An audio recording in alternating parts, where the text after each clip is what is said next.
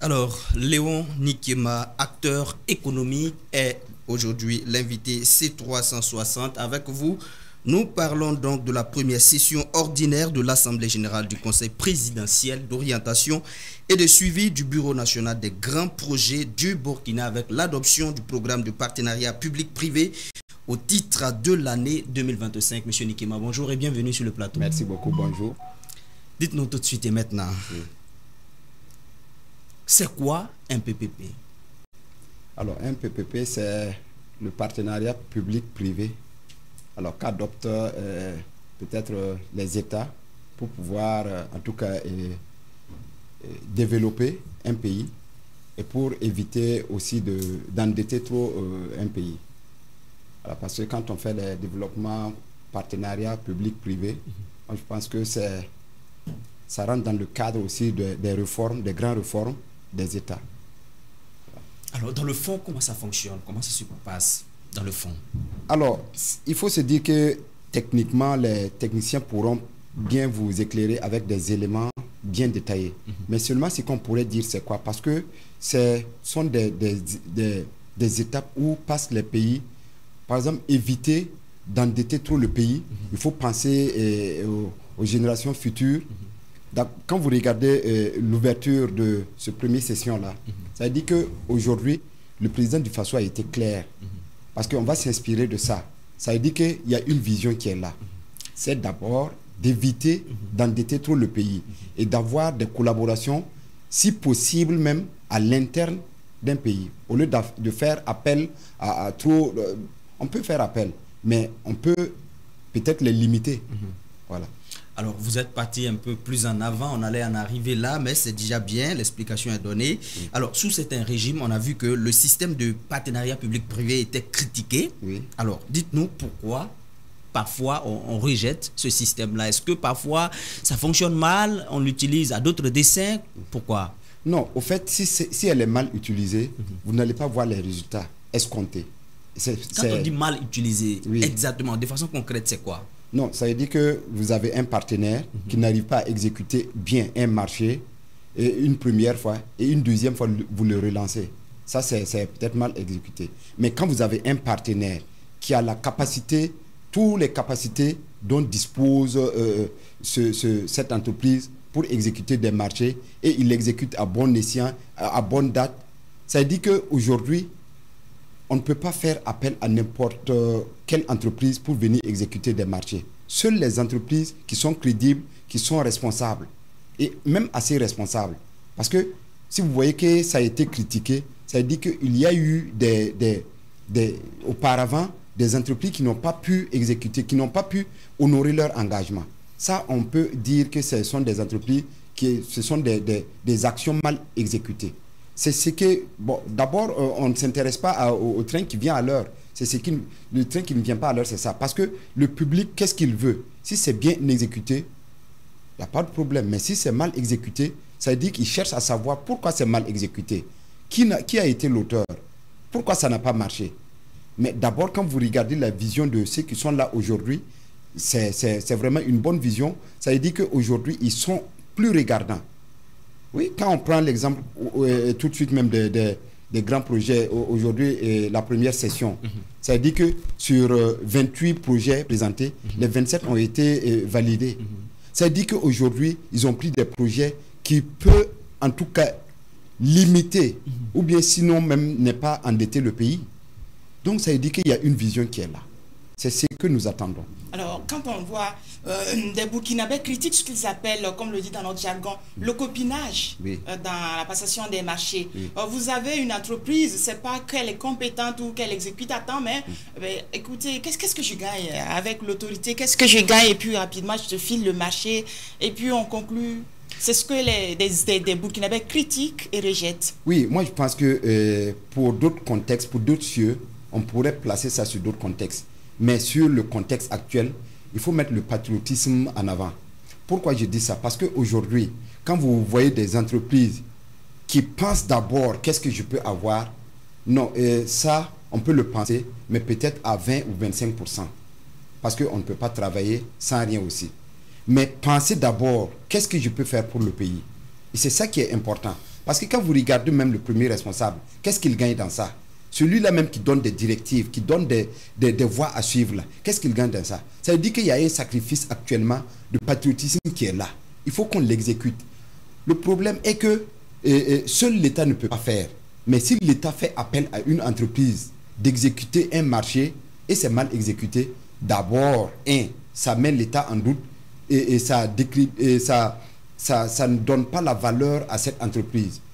Et ce qui est sûr, si en tout cas il y a de la vision dans les premiers responsables des pays là, ces entreprises-là n'auront pas de marché. Donc il faut qu'on soit clair dans ça. Le patriotisme doit primer. Qu'est-ce qu'on gagne? Ça c'est après. Qu'est-ce que je peux faire pour mon pays? Ça c'est maintenant. Parce que il faut que on dit que chaque fois le poisson pourrit par la tête. Quand la tête est bien, il n'y a pas de problème. Mais aujourd'hui, si vous avez un régime qui montre l'exemple, qui n'est pas d'accord aux projets mal exécutés, et de surcroît des projets attribués par l'État, non, moi je pense que s'il y a un État qui pense qu'on doit limiter les dettes pour éviter d'endetter la génération future, moi je pense qu'il n'y a rien de tel. Quand on te donne un marché, tu n'es pas obligé de penser à toi-même. Certes, on ne peut pas ne pas penser à soi, mais d'abord, primo, c'est qu'est-ce que je peux faire? Quelles sont les priorités que je me donne pour exécuter ce marché dont on m'a attribué? Pour être crédible même vis-à-vis de l'État. Et l'État aussi doit être crédible vis-à-vis de la population. D'accord. Je vais rebondir un peu sur la question d'Asmao. Oui. Vous parlez un peu de la mauvaise manière d'exécuter les travaux publics que l'État octroie à certains privés. Mais il y a même la question qu'elle voulait soulever aussi, le mode de passation des marchés publics, qui est aussi critiqué. Le copinage, c'est-à-dire qu'on donne le marché public peut-être à des copains, à des amis, et puis à la fin, c'est mal fait. Ça aussi, ça pose problème. Oui. Et le processus même. Ça pose problème, effectivement. Et c'est comme je l'ai dit. Imaginez un régime qui a été élu par la population et qui vient, d'abord, il a fait appel à des partenaires pour être au pouvoir. Mais aujourd'hui, tous ceux-là même qui l'ont soutenu pour être au pouvoir, peut-être des entrepreneurs y participent, des ouvriers, des commerçants.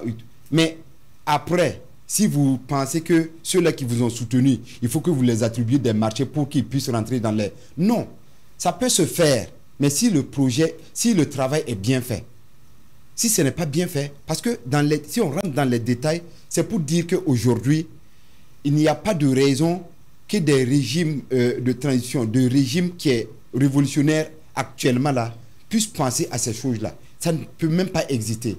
Parce qu'aujourd'hui, on ne peut pas penser que non, c'est un ami ou bien c'est quelqu'un qui m'a soutenu. Non, personne n'a soutenu aujourd'hui ce régime qui est là.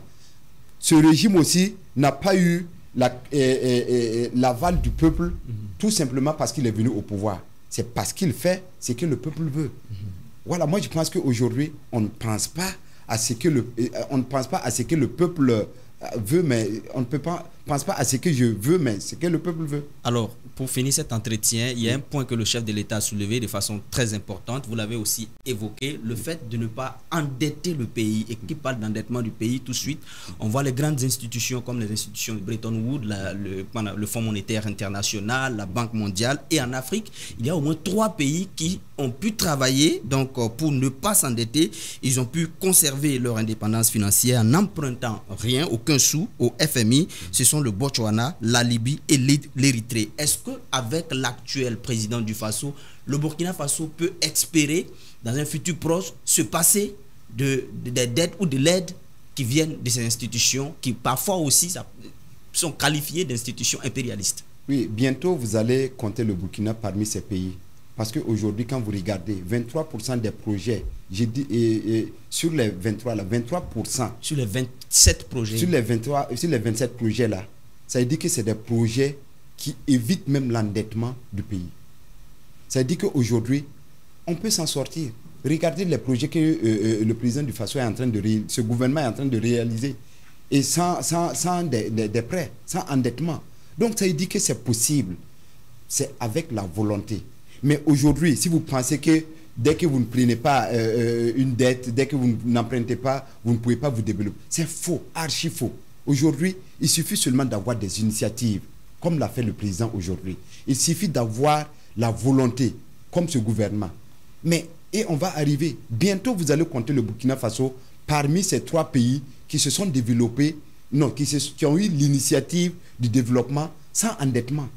Aujourd'hui, c'est possible. Et c'est la vision même du chef de l'État, parce que quand vous parcourez même la première session, d'abord, même ce qu'il dit, c'est quoi? 90% des projets vont se réaliser pour éviter même l'endettement. Au fait, c'est le maître mot. L'endettement, là, il faut qu'on évite ça, parce que si on s'endette aujourd'hui, qu'est-ce qu'on laisse aux générations futures? C'est ça qui est important. Merci beaucoup, Monsieur Léon Nikema, acteur. Vous êtes acteur économique. Ce sera tout pour l'entretien d'aujourd'hui. On va espérer qu'avec la vision du chef de l'État, le Burkina Faso, dans un futur proche, sera un pays sans dette. Merci. Non, je remercie en tout cas C360 qui œuvre vraiment pour en tout cas donner la bonne information à la population, qui est beaucoup suivi. Parce que même à l'extérieur, je suivais 360. Donc ça dit qu'aujourd'hui, on vous félicite, parce qu'il faut des actions comme ça pour développer le pays. Ne vous étonnez pas un jour, quand vous avez un marché de l'État bien exécuté. D'abord, vous avez montré vos preuves. C'est ça qui est important. Merci beaucoup. Merci beaucoup.